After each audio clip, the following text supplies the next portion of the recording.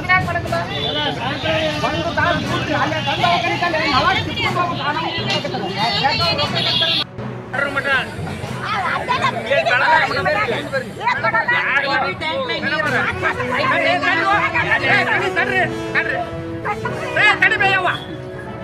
ಇವತ್ತ ಇಲ್ಲಿ ಆಗೈತಿ ನಮ್ಮ ಮನೆ ಮುಂದೆ ಕಂಟಿನ್ಯೂಸ್ 15 ದಿವಸ ಆಯ್ತು ನೀರಿಲ್ರಿ. ಇವತ್ತು ಇವ್ರು ಬಂದ್ ಮಾಡ್ಯಾರ್ರಿ. ನಾಳೆ ನಾನು ಮುನ್ಸಿಪಾಲ್ಟಿ ಕಿಲಿ ಹಾಕ್ತೀನಿ, ನೀರು ಬಿಡ್ಲಿಲ್ಲ ಅಂದ್ರೆ ಇವತ್ತು ಸಾಯಂಕಾಲ ತನಕ ನೋಡ್ತೀನಿ ಸರ್. ಇದಕ್ಕೆ ನೀವು ಸಾಕ್ಷಿ ಇದ್ದೀರಿ ಸರ್.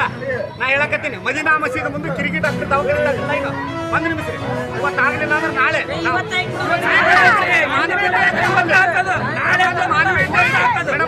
ದಯಮಾಡಿ ಹೇಳ್ತೀನಿ, ಇವತ್ತು ಸಂಜೆ ತನಕ ನೀರು ಬಿಡ್ರಿ. ಅಲ್ಲಿ ನೀರು ಬಿಡಲಿಲ್ಲ ಅಂದ್ರೆ ನಾಳೆ ಮುನ್ಸಿಪಾಲ್ಟಿ ಕಿಲಿ ಆಗ್ತದೆ. ಅದು ನಮ್ಗೆ ಗೊತ್ತಿಲ್ಲ. ನಾನು ನಿಮ್ಗೆ ಹೇಳಕತ್ತೀನಿ, ಒಂದು ಮಾನವೀಯತೆ ಅಂತ ಹೇಳಕತ್ತೀನಿ. 15 ದಿವಸ ಆಯ್ತು ಮಾನವೀಯತೆ. ನಮ್ಮ ಆಡಿ ಬಿಟ್ರೆ ರಾತ್ರಿನೇ ಬಿಡ್ತಾನ.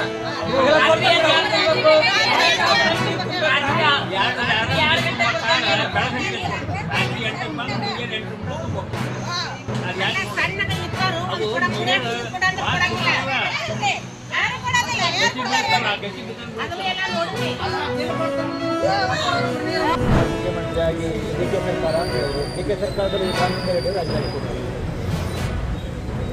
ಡಿಕೆ ಶಿವಕುಮಾರ್ ಮುಖ್ಯಮಂತ್ರಿಗಳು, ಸಿದ್ದರಾಮಯ್ಯನವರ ಸಚಿವ ಸಂಪುಟ ಮೊದಲನೆಯ ವಿಕೆಟ್ ಹೊತ್ತು ಪತನ ಆಗಿರುವಂಥದ್ದು. ರಾಮಲಿಂಗಾರೆಡ್ಡಿ ಅವರು ಹಿರಿಯರಿದ್ದಾರೆ, ಅವ್ರ ಬಗ್ಗೆ ಹೆಚ್ಚು ಮಾತನಾಡೋದಕ್ಕೆ ಹೋಗೋದಿಲ್ಲ. ಆದರೆ ವಾಸ್ತವಿಕ ಸತ್ಯ ಏನು ಅಂತೇಳಿದ್ರೆ, ಈ ಕಾಂಗ್ರೆಸ್ನವರಿಗೆ ರಾಜ್ಯದ ಅಭಿವೃದ್ಧಿಯ ಬಗ್ಗೆ ಚಿಂತನೆ ಇಲ್ಲ. ನಾಡಿನ ರೈತರ ಸಮಸ್ಯೆಯನ್ನು ಪರಿಹಾರ ಮಾಡಬೇಕು, ಅದ್ರ ಬಗ್ಗೆ ಕಿಂಚಿತ್ತೂ ಕೂಡ ಕಾಳಜಿ ಇಲ್ಲ. ಕಳೆದ 3 ವರ್ಷ ಹಗ್ಗ ಜಗ್ಗಾಟದಲ್ಲೇ 3 ವರ್ಷ ಕಳೆದಿದ್ದಾರೆ. ಯಾವುದೇ ಒಬ್ಬ ಸಚಿವ ನಾಮಕವಾಸ್ತೆಗೆ ಉಸ್ತುವಾರಿ ಸಚಿವರಷ್ಟೇ. ರಾಜ್ಯದ ಸಚಿವರು ಏನಿದ್ದಾರೆ ತಮ್ಮ ಜಿಲ್ಲೆಗಳಿಗೆ ಸೀಮಿತ ಆಗಿದ್ದರೆ ಹೊರತು ರಾಜ್ಯದ ಯಾವುದೇ ಜಿಲ್ಲೆಗೆ ಪ್ರವಾಸವನ್ನು ಮಾಡಲಿಲ್ಲ. ಆದರೆ ಈಗ ಡಿ ಕೆ ಶಿವಕುಮಾರ್ ಅವರ ನೇತೃತ್ವದಲ್ಲಿ ಸರ್ಕಾರ ಅಸ್ತಿತ್ವಕ್ಕೆ ಬಂದಿದೆ. ಇರೋದು ಕೇವಲ 2 ವರ್ಷ ಮಾತ್ರ. ಈಗ ಮತ್ತೆ ಹಗ್ಗ ಜಗ್ಗಾಟ, ಯಾವ ಪೋರ್ಟ್ಫೋಲಿಯೋ ತೆಗೆದುಕೊಳ್ಬೇಕು, ಯಾವ ಜಿಲ್ಲೆ ಉಸ್ತುವಾರಿನ ಪಡೆದುಕೊಳ್ಬೇಕು, ಇದರ ಕಿತ್ತಾಟದಲ್ಲಿ ಒಂದು ರಾಮಲಿಂಗಾರೆಡ್ಡಿ ಅವರೇ ಇವತ್ತು ರಾಜೀನಾಮೆ ನೀಡಿದ್ದಾರೆ. ಇಷ್ಟೇ ಹೇಳುವಂಥದ್ದು, ಡಿ ಕೆ ಶಿವಕುಮಾರ್ ನೇತೃತ್ವದ ಈ ಸರ್ಕಾರ ಏನಿದೆ ರಾಜ್ಯದಲ್ಲಿ, ಇದರಿಂದ ಅಭಿವೃದ್ಧಿ ನೋಡೋದಕ್ಕೆ ಸಾಧ್ಯ ಇಲ್ಲ. ಜನರ ಭರವಸೆಗಳಿಗೆ ನೀರೆರಿಯುವಂಥ ಕೆಲಸವನ್ನು ಅವರು ಮಾಡೋರಿದ್ದಾರೆ.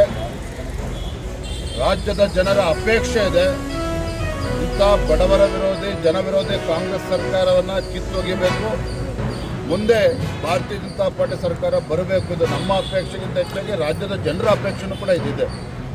ಹಾಗಾಗಿ ಒಬ್ರಿಗೊಬ್ಬರು ಕಾಲು ಎಳೆಯೋದ್ರಲ್ಲೇ 2 ವರ್ಷ ಕಳೀತಾರೆ. ಅದು ಅದಕ್ಕಿಂತ ಮುಂಚಿತವಾಗಿಯೇ ಮಧ್ಯಂತರ ಚುನಾವಣೆ ಬಂದರೂ ಕೂಡ ಆಶ್ಚರ್ಯ ಇದೆ. ಇದು ವಾಸ್ತವಿಕ ಸತ್ಯ.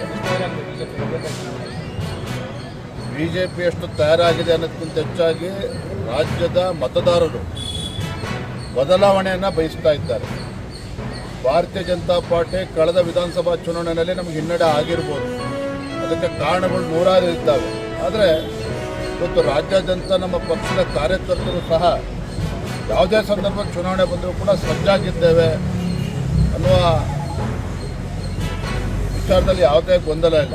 ಕಾರ್ಯಕರ್ತರು ಕೂಡ ತಯಾರಿದ್ದಾರೆ, ಮತದಾರರು ಕೂಡ ನಮ್ಗೆ ಆಶೀರ್ವಾದ ಮಾಡ್ತಕ್ಕಂಥ ವಾತಾವರಣ ರಾಜ್ಯದಲ್ಲಿ